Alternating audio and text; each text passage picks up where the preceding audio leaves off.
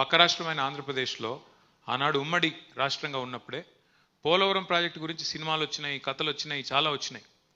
Polavaram project ఒరిజినల్గా కాన్సెప్చువల్గా అనుకున్నది 1940వ దశకంలో, అంటే స్వాతంత్రం రాకపూర్వం.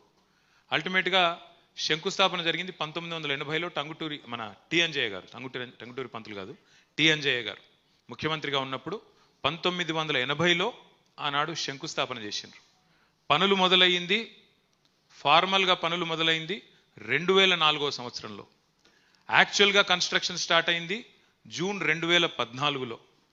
జూన్ 2014 1940లో అనుకుంటే 80లో రాయేస్తే 2004లో డ్రాయింగులు గీస్తే 2014 జూన్లో పనులు మొదలు పెడితే ఇవాళ చూసిన అయిపోయిందా లేదా అని.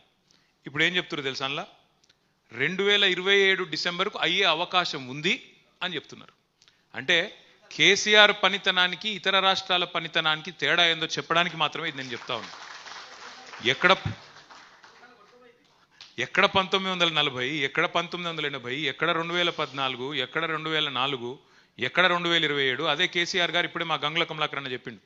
2016లో శంకుస్థాపన చేస్తే 4 ఏళ్ళు 3 ఏళ్ళు తిరగకుండానే అక్కడ బరాజ్ ఓపెనింగ్, ఆ తర్వాత 5-6 ఏళ్ల లోపలనే ప్రపంచంలోనే అతి పెద్దదైన లిఫ్ట్ ఇరిగేషన్ ప్రాజెక్టును పూర్తి చేసిన నాయకుడు కేసీఆర్ గారు.